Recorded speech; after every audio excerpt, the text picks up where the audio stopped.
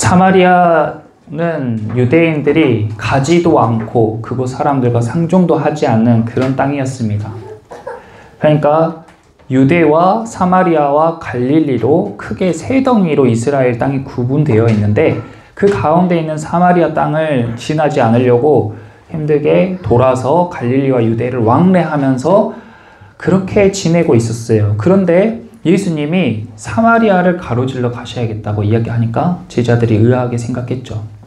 그래서 사마리아 땅으로 가서 한 우물가에 가셨습니다.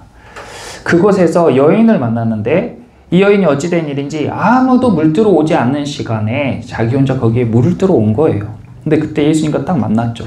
아마도 사람들과의 만남이 싫어서 사람들을 피하려고 그 시간에 갔을 텐데 거기에 웬 남자가 앉아 있으니까 이 여자가 좀 불편한 감이 있었겠죠.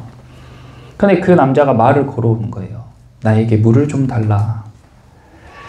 그러니까 이 여자가 왜 저 남자가 보니까 사마리아 사람도 아닌 것 같고 유대인인 것 같은데 나에게 물을 달라고 할까? 그러면서 그 남자와 대화를 시작했습니다. 그렇게 예수님과의 만남은 우연히 시작되는 거예요. 우리가 교회로 와서 예수님을 만난 것 같지만 내 주변에 있는 사람이 전도해서 교회로 온 것 같지만 사실은 예수님께서 먼저 우리를 찾아와 주신 줄 믿습니다.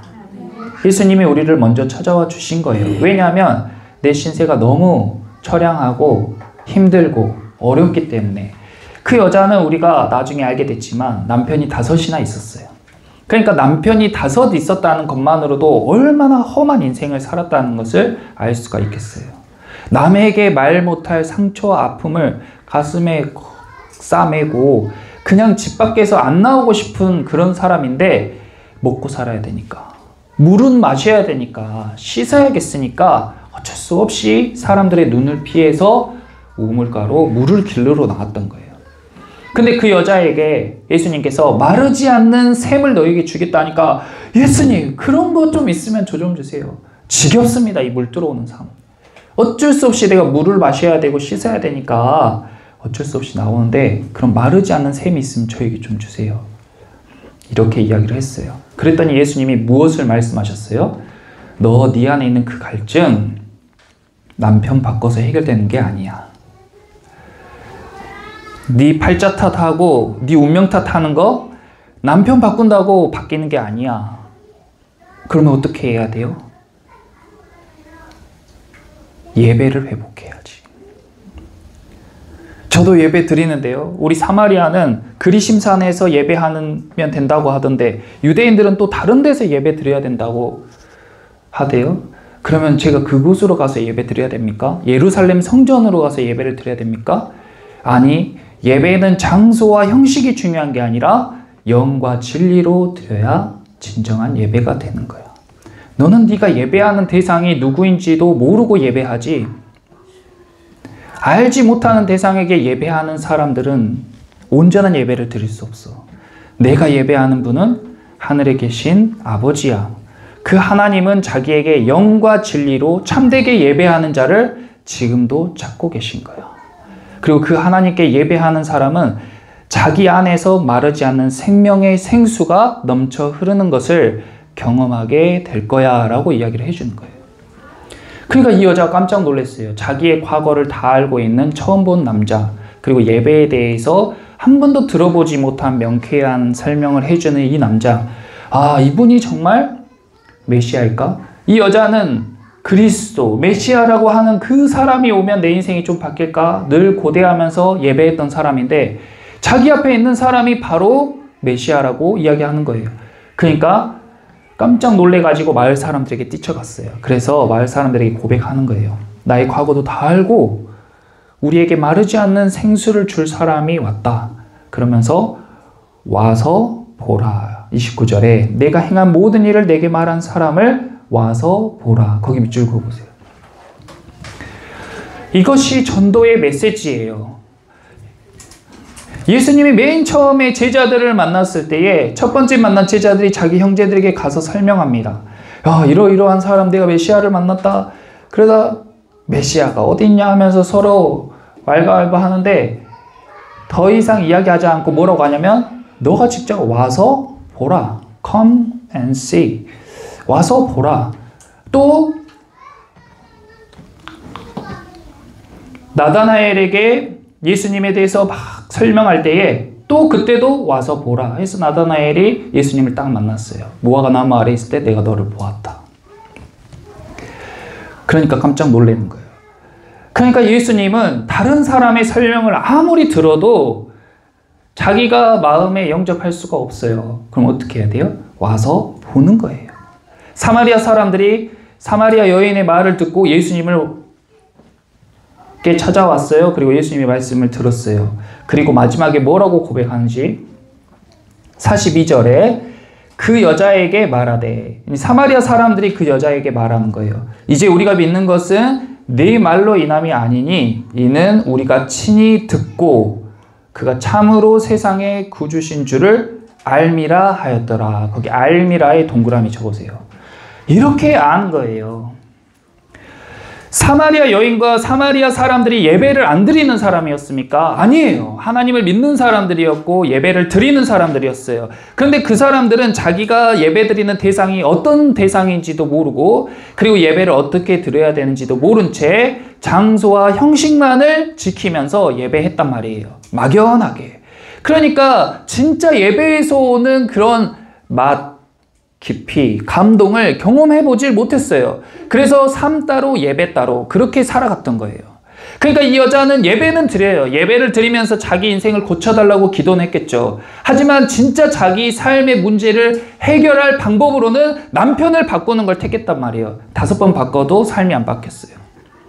근데 예수님을 만나니까 삶이 확 바뀌었잖아요.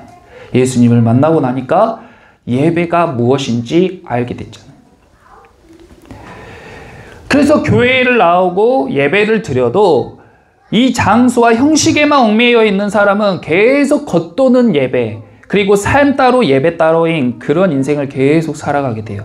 근데 직접 와서 보고 예수님의 음성을 듣고 예수님을 경험한 사람은 비로소 그때 깨닫게 되고 알게 되는 것입니다.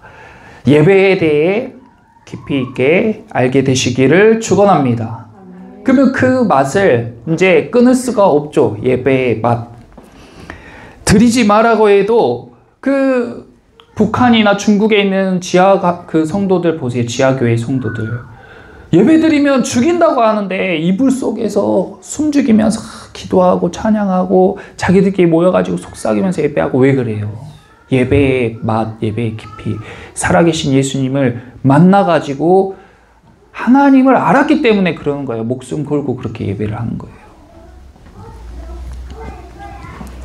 이 여인은 이렇게 사마리아 여인과 사마리아 사람들이 이렇게 예배에 대해서 알게 됐어요. 근데 그때 27절 이때 여자가 이제 마을 사람들에게 뛰쳐나간 그 타이밍에 제자들이 왔어요. 제자들이 어디 갔었어요? 양식을 구하러 갔었어요.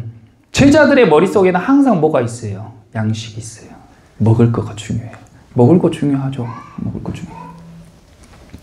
예수님이 우물가에 가셨을 때에도 먹을 것을 구하러 갔어요. 오병이어의 기적을 일으킬 때도 제자들은 계속 먹을 것을 걱정했어요. 어디 가나 제자들은 계속 머릿속에 먹을 것 걱정해요. 먹을 것. 먹는 것이 안 중요하다는 것이 아닙니다. 근데 그것으로 머리가 꽉 차 있으면 안 돼요. 요즘같이 먹는 것이 중요한 시대에 먹는 것이 배를 부르게 하는 것 이상의 가치를 가진 시대, 엄청나게 먹을 것이 많고 풍요로운 이런 시대에 내 입을 즐겁게 하고 내 배를 즐겁게 하는 먹을 것이 정말 중요한 시대죠. 근데 하나님의 말씀은 제자들을 통해서 먹을 것에 너무 연연하지 말라고 우리에게 말씀하고 계신 것이에요. 제자들은 예수님과 함께 계속 같이 다니면서도 머릿속에 먹을 것 걱정, 배 터지게 먹었으면 좋겠다. 맛있는 거 먹었으면 좋겠다. 예수님을 따라가면 언젠간 내가 먹을 것 걱정 안 하고 살 수 있겠지? 이런 생각으로 머리가 꽉 차 있단 말이에요. 그래서 예수님께 제자들이 왔을 때에 먹을 것을 가지고 왔다고 예수님 앞에 딱 양식을 내놓았을 때에 예수님이 32절에 이랬어요. 내게는 너희가 알지 못하는 먹을 양식이 있느니라. 그러니까 제자들이 힘들게 양식을 구해가지고 예수님한테 잡수세요 하고 드렸는데 예수님이 나한테는 너희가 알지 못하는 양식이 있다. 그러니까 이 제자들이 어이구 예수님이 양식을 어디 꼼쳐놨나? 아니면 누가 예수님한테 먹을 걸 줬나? 이렇게 생각했는데 예수님이 그 양식에 대해서 이야기해 주세요. 나의 양식은 34절에 나의 양식은 나를 보내신 이의 뜻을 행하며 그의 일을 온전히 이루는 이것이니라. 다시요. 나의 양식은 나를 보내신 이의 뜻을 행하며 그의 일을 온전히 이루는 이것이니라. 예수님이 우리에게 말씀해 주신 양식이 이거예요. 그러면 달리 제가 이야기해 볼게요. 요즘 이 시대를 사는, 이 시대의 예수님과 동행하려고 예수님을 쫓는 그리스도인들과 현대인들의 머릿속에 꽉 차 있는 건 뭡니까? 돈이죠. 돈이에요. 교회에 와서도 돈 생각하고 일상에서도 계속 돈이에요. 돈이 써도 마르지 않는 통장이나 계좌가 있으면 좋겠다고 생각하고 그런 마음으로 예수님을 쫓는 사람들도 많이 있습니다. 머릿속에 돈이 꽉 차 있어요. 이 시대의 제자들의 머릿속에 먹을 것 양식으로 꽉 차 있는 것처럼 우리 시대에는 돈으로 꽉 차 있단 말이에요. 그런 사람들에게 예수님이 일침을 하시는 거예요. 너희한테 없는 돈이 나에겐 넘치게 있는데 그 돈은 나를 보내신 이의 뜻을 행하며 그의 일을 온전히 이루는 이것이야. 이게 어떻게 양식이 돼요? 이게 어떻게 양식이 되냐고요. 이게 어떻게 돈이 돼요. 근데 예수님은 그것에 대해 이야기하고 있는 거예요. 여러분들은 하나님의 사역을 하고 하나님께서 나를 이 땅 가운데 보내신 일이 무엇인지 고민하고 또 그 일을 이루는 것에서 오는 성취와 포만감과 만족감, 평안, 안정 이런 것들을 경험해 보신 적이 있으실까요? 그런 걸 경험하면 먹긴 먹어야죠. 음식을 먹긴 먹어야 돼요. 돈도 벌긴 벌어야죠. 그런데 그것이 머릿속에 꽉 차 있는 게 아니라는 거예요. 그것은 일부죠, 일부. 내가 라면을 먹든 백반을 먹든 고기를 먹든 생선을 먹든 그게 중요한 게 아니라는 거예요. 먹는 건 뭘 먹어도 괜찮다. 하지만 하나님께서 나를 부르신 목적, 나를 이곳 가운데 보내신 그 목적에 합당하게 내가 행하는 것은 너무 중요해. 그것으로 내 머리가 더 가득 차 있어요. 그리고 그것을 이루었을 때 나한테 더 큰 만족감이 있어. 그것이 이루어졌을 때 나에게 더 큰 평안과 성취감과 기쁨이 있어. 그걸 지금 예수님이 말씀하고 계신 거예요. 그러니까 나의 삶의 목적이 완전히 바뀌죠. 돈을 많이 벌고 잘 먹고 잘 사는 것이 목적이었던 사람들이 돈은 나의 생활을 위해 나의 삶을 영위하기 위한 도구로서 역할을 할 뿐이고 나머지 내 머리를 가득 채우는 것은 하나님의 일, 하나님의 뜻, 하나님의 부르심, 하나님이 기뻐하는 것은 무엇일까? 그거에 나의 모든 포커스가 맞춰져 가지고 내가 삶을 살아가게 되는 거예요. 그것이 바로 두 글자로 예배입니다. 그게 예배예요. 그래서 우린 교회에 와서 예배를 배워요. 저는 예배를 준비하는 사람이고 우리는 하나님 앞에 예배를 드리기 위해 교회에서 어떻게 예배해야 되는지 여기서 배우는 거예요. 왜냐하면 이 장소와 이 공간, 여기 모인 사람들은 예배하기 위해 모인 사람들이기 때문에 배우기에 최적화되어 있죠. 그러니까 하나님께 어떻게 경배하고 우리가 어떻게 말씀을 나누고 어떻게 찬양하고 어떻게 기도해야 되는지 이곳 가운데에서 배우고 알게 되고 이어서 삶 가운데 그대로 살아가는 거예요. 여기서 예배가 끝나는 게 아니고 삶 가운데 그대로 살아가게 되는 거예요. 오늘 우리가 함께 찬양하고 기도하고 말씀 나눴던 것처럼 내 일상에서도 하나님을 찬양하고 밥 먹을 때 기도하고 운전할 때 찬양하고 말씀을 듣고 말씀을 읽고 말씀을 묵상하고 이게 다 예배가 된다고요. 직장 생활하면서도 기도함으로 직장 생활을 시작하고 가정 가운데에서도 눈을 뜰 때에도 눈을 감을 때에도 기도함으로 그러면 그게 다 예배가 돼요. 매일매일의 일터가 그냥 막연하게 돈 벌러 가면 어이구 이놈의 직장 진짜 때려쳐야 되는데 힘들어 죽겠는데 내가 먹고 살려니까 어쩔 수 없이 일한다 이런 직장이 딱 출근할 때 주님 오늘 또 이곳 가운데 저를 보내신 것은 주님인 줄 믿습니다. 오늘 일할 때에 하나님께서 나에게 원하신 대로 하나님께서 날 이곳 가운데 보내신 목적대로 제가 일하게 해주세요. 제 뜻으로 제 능력으로 할 수 없으니까 성령님께서 도와주시고 성령님께서 인도하여 주시면 제가 잘 해낼 줄 믿습니다. 예수님의 이름으로 나갑니다 하고 기도하고 딱 직장 생활을 시작하면 그 직장이 예배의 처소가 된다고요. 그렇게 살아가라고 예수님이 우리에게 예배를 지금 알려주고 계신 거예요. 교회에 모인 사람들의 목적이 뭡니까? 이 교회를 크게 키우는 거예요? 사람을 많이 데려오는 거예요? 아니에요. 그런 거 아니에요. 그렇게 모인 사람들은 사분오열되고 쪼개지고 결국 자기 이익대로 안 되면 다 나가버릴 사람들이. 교회에 오는 사람들은 그게 아니에요. 우리의 목적은 죽어나 사나 신실하게 예배자로 사는 것이 교회에 모인 그리스도인들의 목적인 줄 믿습니다. 그래서 예배자로 우리가 살기 위해서 어떻게든 우리가 모여가지고 예배하는 데 힘쓰고 예배를 지키고 그렇게 예배로 삶을 리드해 가는 거예요. 그렇게 가는 거예요. 그래서 예수님이 35절에 너희는 넉 달이 지나야 추수할 때가 이르겠다 하지 아니하냐. 그러나 나는 너희에게 이르노니 너희 눈을 들어 밭을 보라. 희어져 추수하게 되었도다. 밭이 어디 있어요? 여기 밭이 어디 있습니까?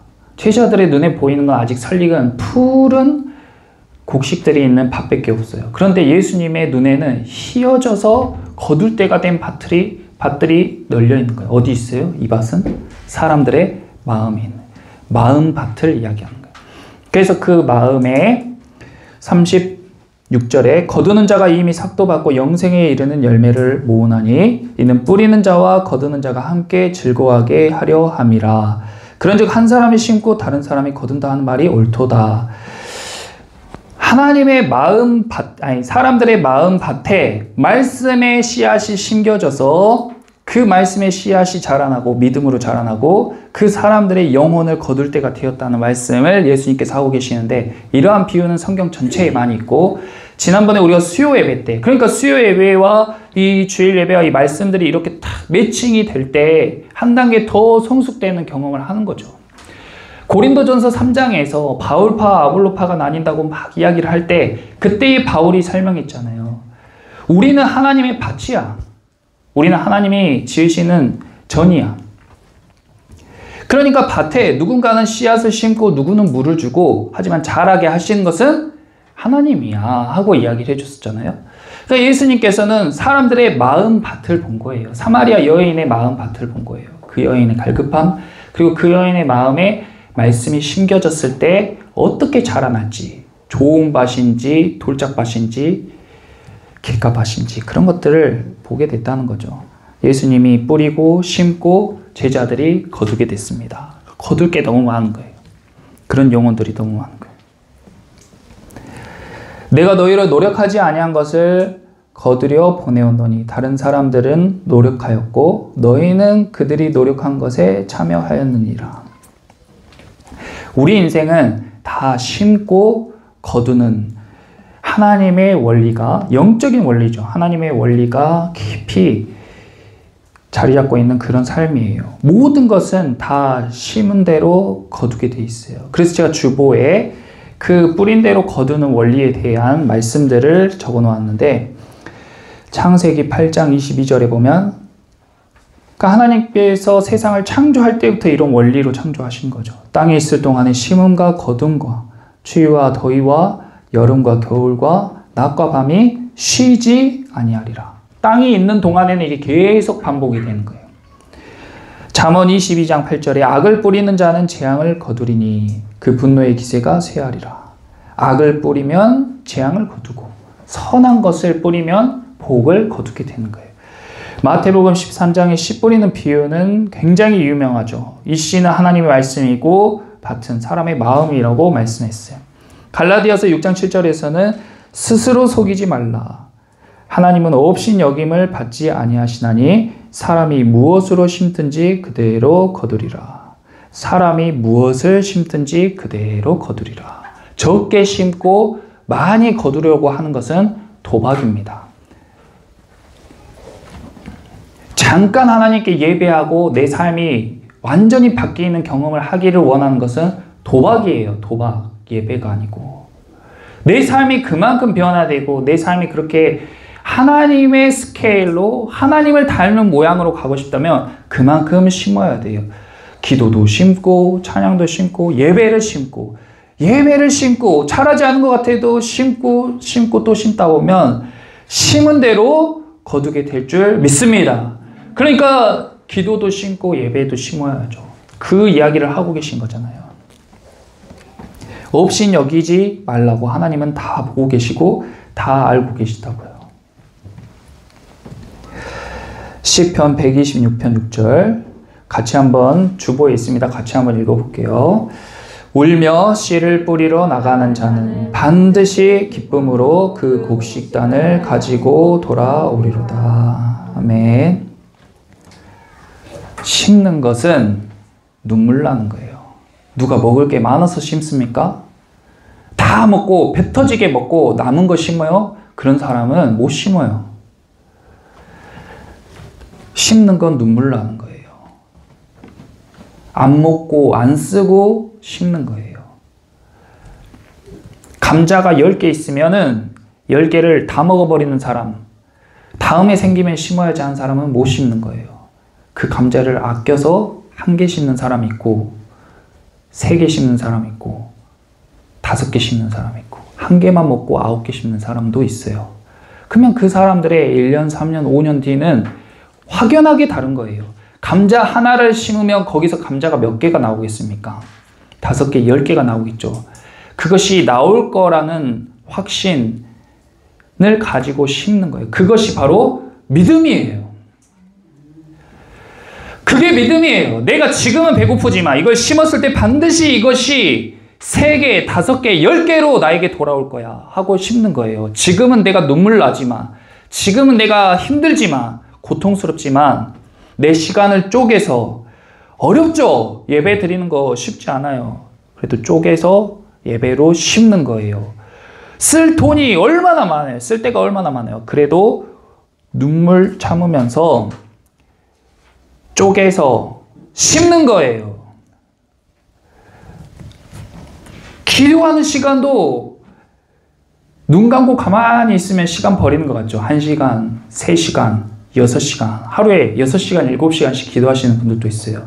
그들이 삶이 뭐 할 일이 없고 스케줄이 없어서 그렇게 6시간, 7시간씩 기도하는 거 아닙니다. 저도 시간만 나면 교회에 와서 예배 준비하고 말씀 보고 기도하고 책 읽는데 제가 시간이 남아서 그런 게 아니에요. 시간을 쪼개서 우선순위를 거기에 두는 거예요. 심는 거예요. 심는 겁니다. 앞으로의 우리 교회와 예배가 더 깊어지고 더 풍성하게 되기 위해서 제가 왜 책을 저렇게 막 계속 사서 보냐고요.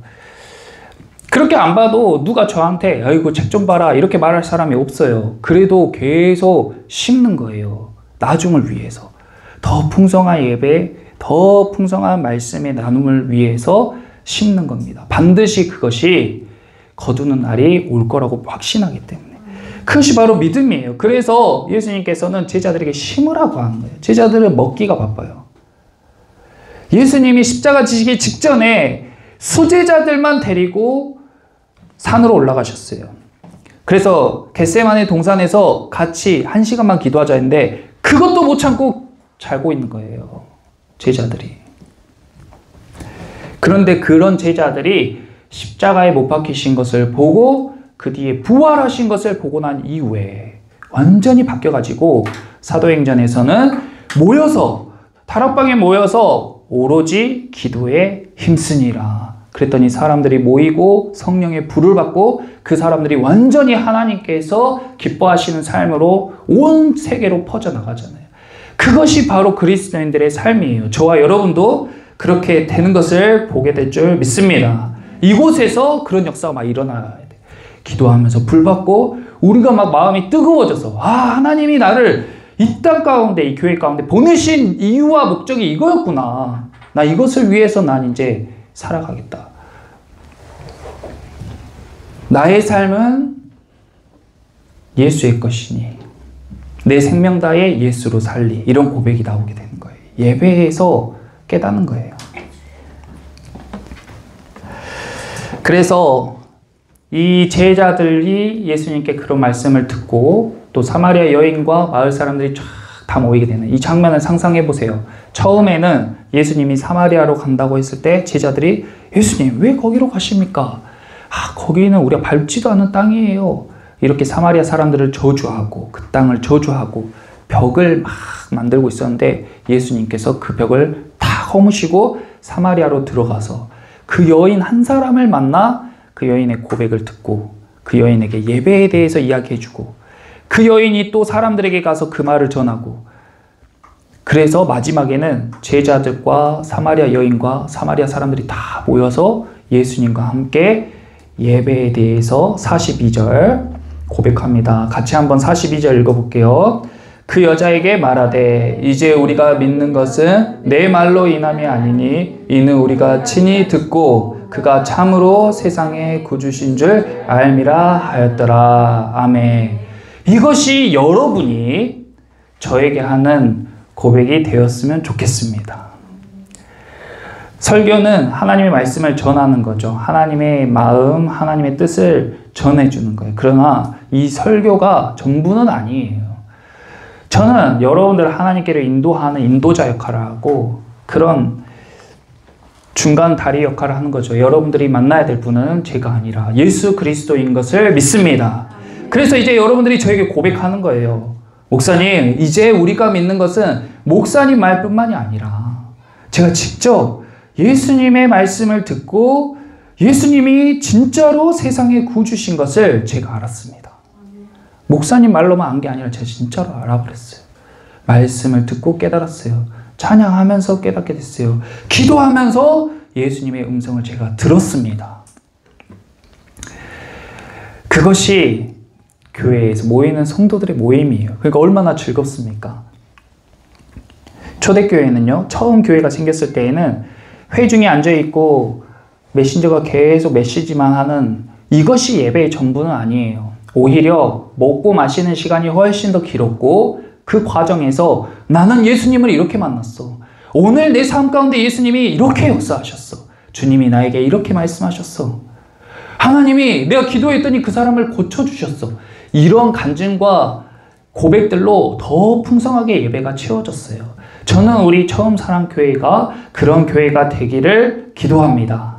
그래서 이 예배가 11시부터 12시에 드리는 이 예배가 전부가 아니라 이렇게 예배 드리고 그 이후에 식사하고 그 식사 이후에 나눔이 더 풍성해지고 예배에 대해서도 나누고 삶에 대해서도 나누고 내가 직장에서 기도하고 일을 시작했더니 하나님이 내 일터에서 이렇게 역사하셨어. 그런 간증들이 풍성해지는 그런 교회가 되게 하시기를, 그리고 그런 저와 여러분들의 삶이 되기를 예수님의 이름으로 기도합니다.